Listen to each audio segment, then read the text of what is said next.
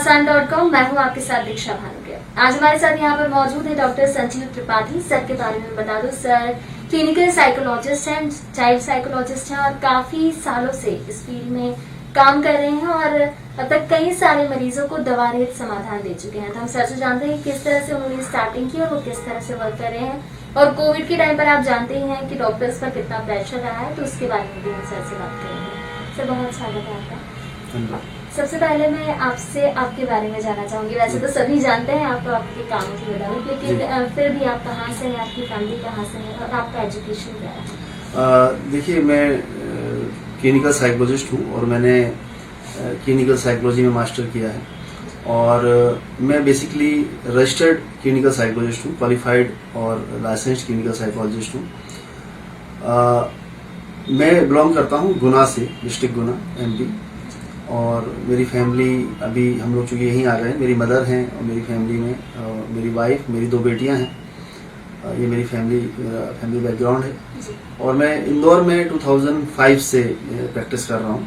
शुरू में मैं MGM मेडिकल कॉलेज में एज ए क्लिनिकल साइकोलॉजिस्ट काम किया मैंने। उसके बाद फिर मैं दूसरे हॉस्पिटल्स में भी मैंने काम किया। अभी मैं अपना खुद का पर्सनल क्लिनिक रन करता हूँ इंदौर में, summer psychotherapy and counselling centre. Clinical psychologist ये पेशा चुनने के पीछे कुछ खास वजह? देखिए, खासतौर पर मेरी मनोविज्ञान में रुचि बचपन से रही और मैं हमेशा ये कमी महसूस करता था कि हम उम्र के बहुत से ऐसे पड़ाव होते हैं जिन पड़ावों में हम कई बार किसी तरह की मनोवैज्ञानिक हेल्प नहीं ले पाते। मतलब मैं अगर अपने बचपन की बात करूं तो मुझे भी कई बार ऐसा फील हुआ कि मेरे पेरेंट्स शायद मुझे नहीं समझ पाए उतने अच्छे से, या मैं अपने दोस्तों को देखता था तो उनके साथ कुछ साइकोलॉजिकल प्रॉब्लम्स होती थी तो उनको थोड़ा काउंसिल कर दें या उनकी बात को सुन लें तो उनको बहुत रिलीफ मिलता था। तो मुझे लगता बस पहले मुझे इसमें इंटरेस्ट पैदा हुआ, फिर मुझे पता चला कि ये एक तरह का प्रोफेशन है, तो फिर मुझे इसमें आने में रुचि हुई और फिर मैं अपनी एजुकेशन इसी तरफ मैंने अपनी आगे कंटिन्यू की। किस तरह से आप किसी भी व्यक्ति की मनोगति को समझकर उसका इलाज करते हैं कि किसी को समझ पाना? देखिए, बेसिकली जब भी कोई क्लाइंट हमारे पास आता है, मैं पेशेंट नहीं कहूँगा, क्लाइंट कहूँगा। हमारे पास बहुत तरह की प्रॉब्लम्स के लोग आते हैं, सभी पेशेंट नहीं होते हैं। उनको कई बार इमोशनल प्रॉब्लम्स होती हैं, रिलेशनशिप प्रॉब्लम्स होती हैं। तो मेरे जो क्लाइंट्स होते हैं, जब वो क्लाइंट्स मेरे पास आते हैं तो हम उनका क्लिनिकल इंटरव्यू करते हैं, उनकी पूरी केस हिस्ट्री लेते हैं, उनका उसके क्या कारण हो सकते हैं वो जानने की कोशिश करते हैं, उनके क्या लक्षण है उनको हम जानने की कोशिश करते हैं उस इंटरव्यू के दौरान। उसके बाद हम एक मोटा अंदाजा लगा पाते हैं कि उनके शायद इनकी प्रॉब्लम जो है डिप्रेशन से जुड़ी हुई है या एंजाइटी से जुड़ी हुई है। उसके अकॉर्डिंग फिर हम कुछ साइकोलॉजिकल टेस्ट, जो हमारे साइकोलॉजिकल टूल्स होते हैं, हम उनका इस्तेमाल करते हैं और उन साइकोलॉजिकल टूल्स के माध्यम से हम उनका प्रॉपर डायग्नोसिस बना पाते हैं, उस प्रॉब्लम के लेवल को हम समझ पाते हैं और उसको उसके डायग्नोसिस बनाने के बाद और हम उनको डेटा ही मिलता है जो हमको थेरेपीज और काउंसलिंग में मदद करता है। तो उसके बाद फिर हम आगे का प्रोसेस शुरू करते हैं। सर, अभी आपने कहा कि काउंसलिंग एक वर्ड का यूज किया आपने, तो मैं आपसे जानना चाहूंगी कि साइकोथेरेपी और काउंसलिंग ये क्या है? बेसिकली साइकोथेरेपी कुछ मनोवैज्ञानिक तरीके होते हैं, हम कुछ कह सकते हैं, कुछ मेंटल एक्सरसाइजेज होती हैं, कुछ टेक्निक्स होती हैं जो खासतौर पर कुछ खास तरह की मानसिक बीमारियों में इस्तेमाल की जाती हैं और हर तरह की मानसिक समस्या के हिसाब से कुछ साइकोथेरेपी डिजाइन की गई हैं। तो अलग अलग मानसिक समस्या में कई बार हम अलग अलग साइकोथेरेपी यूज करते हैं। तो ये मनोवैज्ञानिक तरीका है, आप ऐसा समझ लें। काउंसलिंग तो हम जैसे समझते हैं जनरली कि हम एक बातचीत है, एक किसी प्रॉब्लम को समझना, उसको उसके हिसाब से उसको गाइड करना, उसको काउंसिल करना, वो उसको सपोर्ट करना है इमोशनली। तो काउंसलिंग थोड़ा सा गाइडेंस से अलग है। गाइडेंस में हम सिर्फ एक सलाह उसको दे देते हैं, वन साइडेड वो है कि आपने इन्फॉर्मेशन दे दी कि आप ये नहीं, आप ये करिए। लेकिन काउंसलिंग बेसिकली मदद करती है व्यक्ति को तैयार करने में कि वो अपने डिसीजन खुद ले सके। तो काउंसलिंग थोड़ा अलग तरह का कॉन्सेप्ट है गाइडेंस से। और साइकोथेरेपी, जैसे मैंने बताया आपको, कुछ मनोवैज्ञानिक तरीके होते हैं जो मेंटल हेल्थ में खासतौर पर प्रॉब्लम में उसमें हेल्प करते हैं। किस तरीके की थेरेपी के जरिए आप इलाज करते हैं या ठीक करते हैं? अगर मैं कुछ खास तरह की जो थेरेपी ज्यादातर प्रचलन में है उनकी अगर बात करूं तो हम यूज करते हैं CBT, कॉग्निटिव बिहेवियर थेरेपी। हम यूज करते हैं सिस्टमेटिक डिसेंसिटाइजेशन, हम यूज करते हैं एक्सपोजर रिस्पॉन्स प्रिवेंशन, हम कई बार इस्तेमाल करते हैं कुछ और हिप्नोथेरेपी के कुछ टेक्निक्स होती हैं और कई बार हमको बहुत कॉम्बिनेशन ऑफ थेरेपीज भी यूज करना होता है। तो हम बहुत सारी साइकोथेरेपी का कॉम्बिनेशन भी यूज करते हैं। कई बार हमको उसमें रिलैक्सेशन एक्सरसाइज भी काफी मदद करती हैं। तो इस तरह से हमारा प्रॉब्लम के अकॉर्डिंग हम प्लान करते हैं साइकोथेरेपीज के बारे में। और अगर मैं कुछ एक दो साइकोथेरेपीज थोड़ा बताता हूँ तो आपको समझ में आएगा कि साइकोथेरेपी किस तरह से काम करती है। जैसे मैं सीबीटी की बात करूँ तो सीबीटी का फुल फॉर्म होता है कॉग्निटिव बिहेवियर थेरेपी। कॉग्निशन मतलब जो हमारे विचार हैं, हमारे इमोशंस हैं, हमारे बिहेवियर हैं, ये कई बार इन्फ्लुएंस होते हैं और इसका एक पर्टिकुलर एक पैटर्न बन जाता है। ये हमारी एक तरह का एडॉप्टेशन होता है, हमारी लर्निंग होती है, उससे वो डेवलप होता है वो पैटर्न। तो हमारे कई बार माल एडप्टिव बिहेवियर होते हैं, वो हमारे माल एडप्टिव बिलीव्स की वजह से आ रहे होते हैं। तो वो माल एडप्टिव बिलीव्स को तोड़ना, उसके प्रति उसको उनको रैशनलाइज करना, उसके जो इरेशनल थॉट्स हैं उसको रैशनलाइज करना, उससे उसके बिलीव्स चेंज होते हैं और उससे उसका थॉट पैटर्न चेंज होता है और उसके इमोशंस बदलते हैं, उसका बिहेवियर चेंज होता है। तो ये बेसिकली एक बातचीत जैसा ही है सीबीटी की, अगर मैं बात करूँ, पर एक काउंसलिंग नहीं है, ये थोड़ा टेक्निकल है।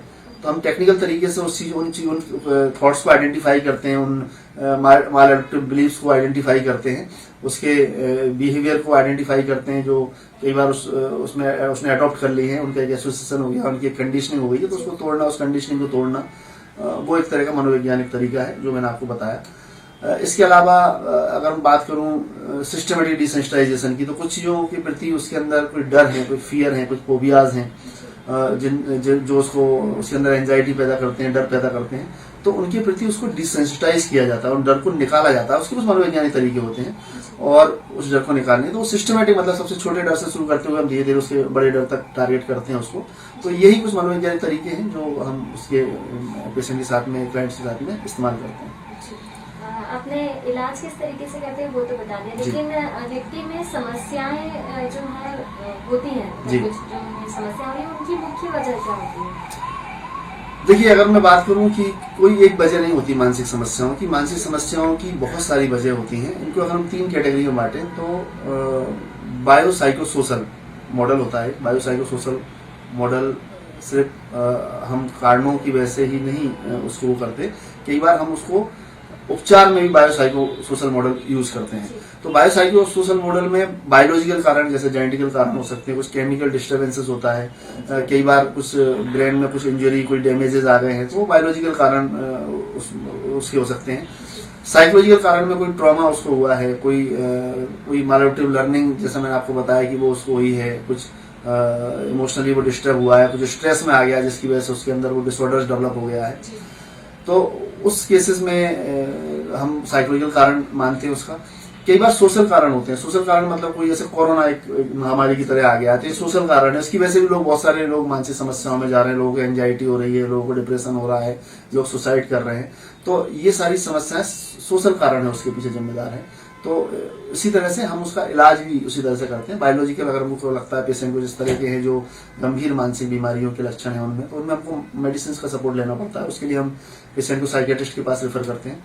और अगर हमको लगता है कोई साइकोलॉजिकल इमोशनल प्रॉब्लम है, कुछ मैलएडप्टिव लर्निंग है, कुछ एडॉप्टेशन है, तो उसके लिए हम साइकोथेरेपीज इस्तेमाल करते हैं। और तीसरा, अगर हमको लगता है कि उसमें जहाँ जिस इन्वायरमेंट में रह रहा है कोई सोशल चेंज आया है, कुछ उसको लॉस हुआ है, कुछ नियर डियर कोई डेथ हुआ, उसकी वजह से उसको डिस्टर्बेंस आया है, और या उसका बिजनेस लॉस हो गया, उसकी वजह से उसको आया है, तो वो सोशल कारण है। तो उसमें भी हम कई बार इंटरवीन करते हैं। तो उसमें हमारे साइकेट्रिक सोशल वर्कर होते हैं जो उसमें फील्ड में भी जाकर उनकी हेल्प करते हैं, उसकी पारिवारिक काउंसलिंग करना, ग्रुप काउंसलिंग करना, उसको पर्सनल लेवल पर उसको सपोर्ट देने की कोशिश करना। तो ये हमारे बायोसाइकोसोशल मॉडल हमारा होता है जो कारणों में और उपचार में हमारी मदद करता है। लक्षणों का आपने कहा, तो हम किसी भी उम्र के व्यक्ति की अगर बात करें, एज ग्रुप के हिसाब से बात करें, तो ये जो मानसिक समस्या होती है उनके लक्षण किस प्रकार समझ आ सकते हैं कि इन्हें समस्या है?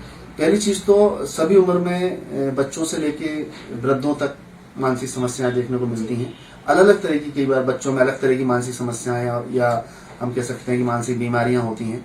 बड़ों में अलग तरह की होती है, वृद्धों में अलग तरह की मानसिक समस्या होती है। कई बार बहुत कॉमन होती हैं, बच्चों से लेके वृद्ध तक सभी में एक तरह की मानसिक बीमारियां पाई गई हैं। तो अगर हम लक्षणों की बात करें और हम उसको ये देखें कि वो बीमारी के फॉर्म में है, जैसे मान लो कि हम एंजाइटी की बात करें, तो एंजाइटी बेसिकली व्यक्ति को चिंता, अत्यधिक चिंता होती है ना। हम डिप्रेशन की बात करें तो उदासी उसमें मेन सिम्टम होता है। तो इसमें देखा जाए तो सभी को कभी ना कभी उदासी होती है, कभी ना कभी सभी को चिंता होती है। तो वो डिसऑर्डर क्यों नहीं है? जब कोई भी लक्षण या कोई भी सिम्टम्स हैं जो कहीं ना कहीं उसके परफॉर्मेंस को, उसके डेली रूटीन को और उसके इंटरपर्सनल रिलेशनशिप को डिस्टर्ब कर रहे हैं, तो फिर हम ये कह सकते हैं कि वो एक मानसिक बीमारी हो सकती है। और खास तौर पे लंबे समय से, मतलब 1-2 दिन में नहीं, ये 2 हफ्ते से ऊपर का समय अगर है और वो सिम्टम लगातार हैं और अत्यधिक हैं, ज़्यादा हैं, तीव्र हैं, तो उस कंडीशन में हम उसको डायग्नोज कर सकते हैं कि इसको कोई मानसिक समस्या हो सकती है। इस तरह की समस्या से कैसे बचा जा सकता है? डिप्रेशन से कैसे खुद को रोक सकते हैं? हम किसी मानसिक बीमारी में जाने से पहले अपने आप को कैसे रोक सकते हैं? बिल्कुल, बहुत अच्छा सवाल है। अगर आप अपनी एक अच्छी हेल्दी लाइफ स्टाइल रखते हैं, लाइफ स्टाइल में सभी आ जाता है, आपकी फिजिकल एक्टिविटीज आ जाती हैं, आपकी मेंटल एक्टिविटीज आ जाती हैं, आपकी सोशल जो आप रिलेशनशिप आपकी हैं वो आ जाती हैं, तो आप अपने उन सारे आयामों में आप बराबर काम कर रहे हैं, सब पे ध्यान दे रहे हैं। आप सिर्फ काम ही काम कर रहे हैं तो आप दूसरे आपके पार्ट जो है वो रह जाएंगे। फिर जब वो काम तो हो सकता है बढ़ा ले, लेकिन सब डिस्टर्ब हो जाएगा, और जब उसका इफेक्ट आएगा तो फिर आपको डिफिकल्टी आएगी। तो हमको अपना एक प्रॉपर रूटीन होना चाहिए, हमारा प्रॉपर डाइट होना चाहिए, हमारा लोगों से बातचीत करना, सभी से मिलना जुलना वो बहुत ज़रूरी है। हम इंटरटेनमेंट के लिए भी टाइम निकालें, हम अपनी मेंटल हेल्थ के लिए भी हम मेडिटेशन, योगा, प्राणायाम ये शामिल करें। तो इस तरह से हम अपनी लाइफ स्टाइल को भी अच्छा करके हम अपनी मेंटल हेल्थ को अच्छा रख सकते हैं और बीमारियों में जाने से बच सकते हैं। लेकिन कई बार अगर आपको थोड़ा बहुत भी ऐसा लगता है कि कोई प्रॉब्लम हो रही है, तो अगर आप सोचते हैं कि मैं उस डिप्रेशन को, उस एंजाइटी को अपनी लाइफ स्टाइल से ठीक कर लूंगा, तो ये कई बार गलत निर्णय हो सकता है। तो अगर आपको हो गया है तो आप प्रोफेशनल हेल्प लीजिए, है ना, तो वो ज्यादा अच्छा है। नहीं तो अगर आप उसको थोड़ा होल्ड करेंगे अननेसेसरी, तो कई बार वो समस्या इतनी बढ़ जाती है, तो फिर उसको ठीक करने में उतनी दिक्कत आती है। आपने लाइफस्टाइल में डाइट की बात की है, तो किस तरह की डाइट रख सकते हैं हम स्वस्थ भी रहने के लिए, और ताकि हमें कुछ समस्या ना हो, इसलिए बचा जा सके? देखिए, डाइट के बारे में मैं ज्यादा नहीं बता पाऊंगा। आज तो हम डाइट को लेकर काफी अवेयर हैं लोग, है ना, कि हमको प्रोटीन डाइट लेना है, हमको सलाद लेना है, सब्जियां लेना है, वो सब जो नॉर्मली सभी जानते हैं। लेकिन आप कोई स्पेसिफिक डाइट की बात करें, डाइट प्लान की बात करें, तो आपको किसी डाइटिशियन से मिलकर उसके बारे में जानकारी लेनी चाहिए, तो वो ज्यादा अच्छे से आपको बता सकते हैं। हमने आपके जितने भी एड्स देखे हैं या होर्डिंग्स देखे हैं, तो लिखा हुआ दिखता है दवा रहित समाधान। यस। तो किस तरह से बिना दवाई के आप ठीक करते हैं लोगों को? क्योंकि मतलब देखा जाता है कि दवाइयाँ ले लेकर लोग परेशान हो जाते हैं, बट ठीक नहीं हो पाते। हाँ, देखिए, मैंने खास तौर पे ये शामिल किया है टैगलाइन की तरह। मतलब मेरा जो सेंटर है summer psychotherapy and counselling centre, उसके नीचे टैगलाइन आती है, दवा रहित समाधान। ये दवा रहित समाधान एक्चुअली लोगों में एक जागरूकता पैदा करने के लिए है। ये जागरूकता इसलिए कि कई बार लोग अपना किसी तरह की साइकेट्रिक हेल्प लेने के लिए, साइकोलॉजिकल हेल्प लेने के लिए इसलिए नहीं जाते, उनको लगता है कि ये तो वही लोग जाते हैं जिनको कोई मेंटल प्रॉब्लम है, ठीक है, और तो वो कैरेक्टराइज कर देते हैं कि भाई आप, मतलब मुझे दवाइयों की जरूरत नहीं है, मुझे इलाज की जरूरत नहीं है।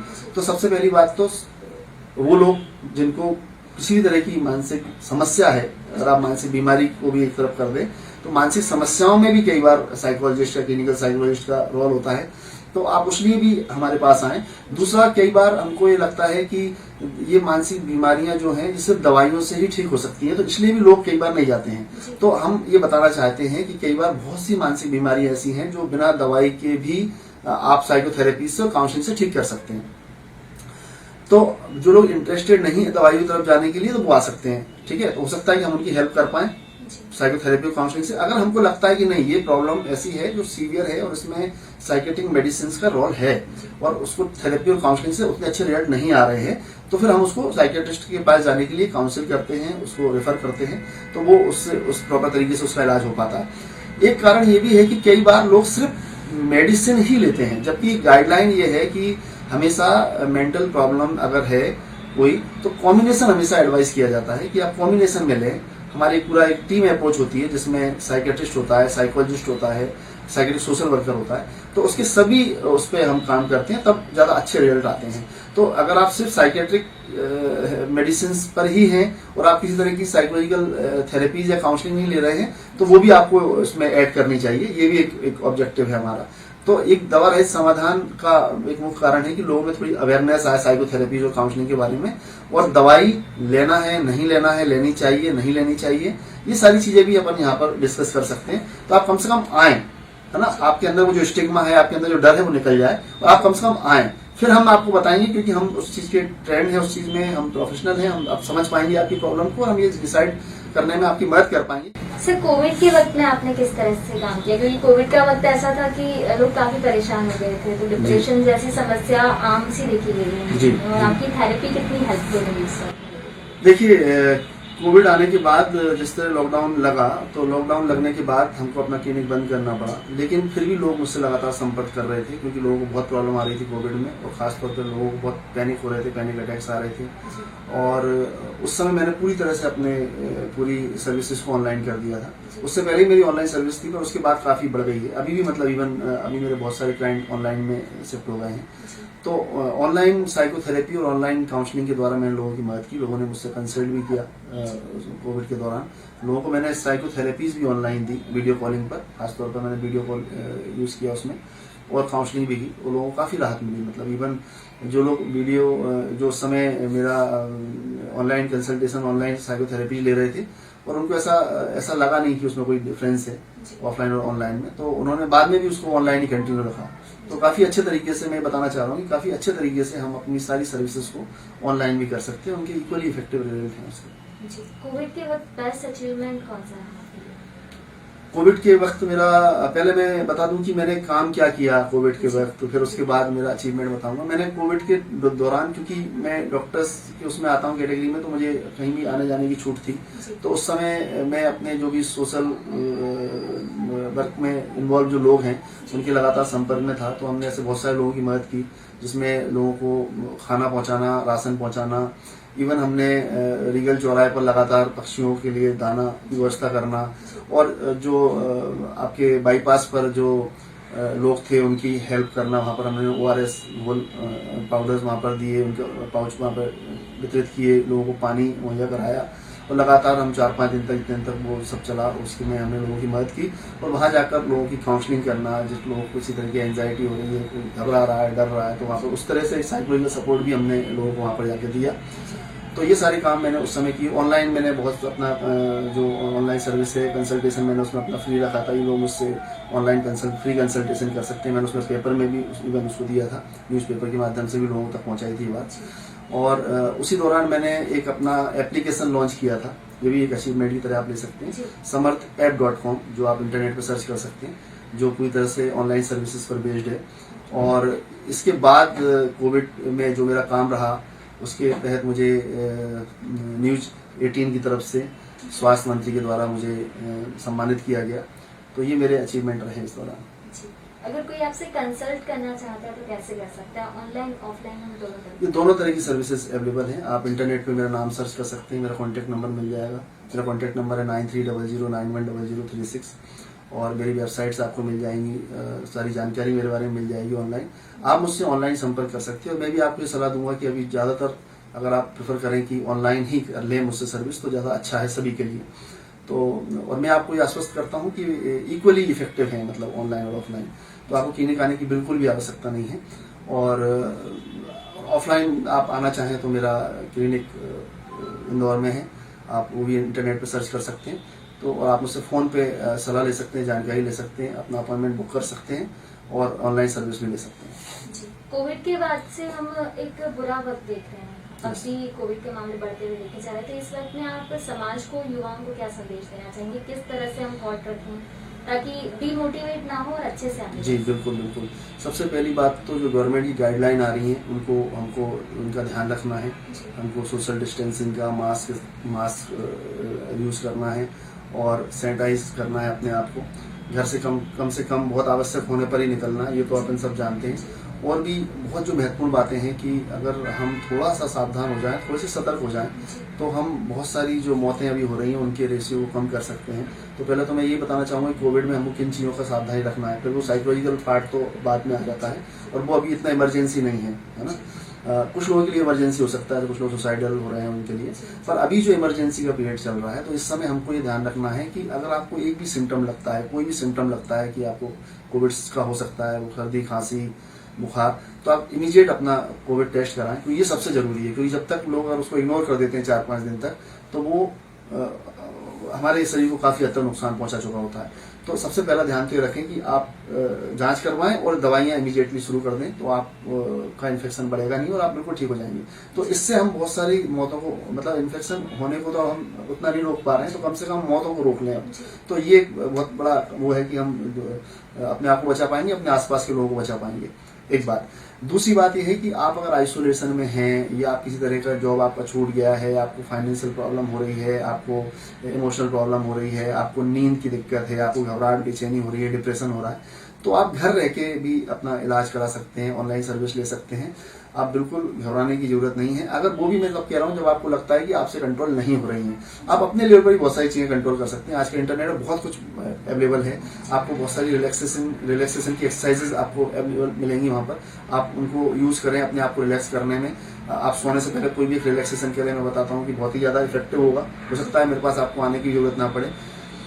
जैसे मैं एक उदाहरण के द्वारा समझाता हूँ कि जैसे आपने देखा होगा कि हम जब अगर तनाव में सोते हैं तो हम तनाव में उठते हैं। अगर जो हमारा आखिरी थॉट होता है वही हमारा पहला थॉट होता है ना, ये हमने सबने एक्सपीरियंस किया है। तो यानी कि हम रात भर तनाव में ही रहे, हम भले ही सो गए थे लेकिन तनाव में ही थे। तो अगर हम रिलैक्स सोएंगे तो हम रिलैक्स उठेंगे। तो आप जो 7-8 घंटे सोते हैं वो आपकी साउंड स्लीप होती है, जो आपकी अपने आप में आपकी मेंटल हेल्थ को अच्छा रखने के लिए बहुत ही इफेक्टिव है। तो ये बहुत जरूरी है लोगों को इस समय कि अपनी नींद अच्छी रखें, अपनी डाइट अच्छी रखें, आप इंटरटेनमेंट का ध्यान रखें, आप लोगों से बातचीत करते रहें। अपने कोई भी आप इमोशनल लेवल पर डिस्टर्ब हो रहे हैं तो आप उसको शेयरिंग बहुत जरूरी है इस समय। तो आप शेयर करें अपने दोस्तों के साथ कि आप क्या फील कर रहे हैं, आपको क्या लग रहा है। तो जब आप अपनी बात को कह देते हैं किसी से, उससे भी आपको बहुत हल्कापन लगता है, आपको इमोशनल सपोर्ट मिलता है। अगर वो आपका सामने वाला बंदा आपका ध्यान रखता है, आपकी केयर करता है, तो उस तरह से भी अपने आपको उस ट्रॉमा से उससे बाहर, उस फीलिंग से आप अपने आप को बाहर ला सकते हैं।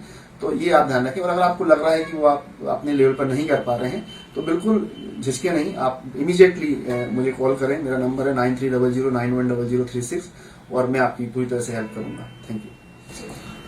डॉक्टर संजीव त्रिपाठी ने हमें कई सारी बातें बताई। हमने जाना कि सर ने किस तरह से स्टार्टिंग की और वो किस तरह से काम करें। कोविड के वक्त में भी सर ने बहुत सारे काम किए हैं। ऑनलाइन ऑफलाइन आप दोनों तरीके से सर से कंसल्ट कर सकते हैं। और ये जो सोच है कि अगर कुछ मानसिक परेशानी हुई है तो हमें दवाइयां खानी पड़ेगी, दवाइयों से ठीक होगी, तो ऐसा नहीं है। आ सकते हैं, जैसा कि सर ने कहा कि केस हिस्ट्री जानने के बाद हम ये डिसाइड करते हैं कि दवाई लेना है या नहीं लेना है। जरूरी नहीं है कि आप दवाई लेकर ही ठीक हो, आप ऐसे भी ठीक हो सकते हैं। तो अगर आपको लगता है तो आप सर से कंसल्ट कर सकते हैं।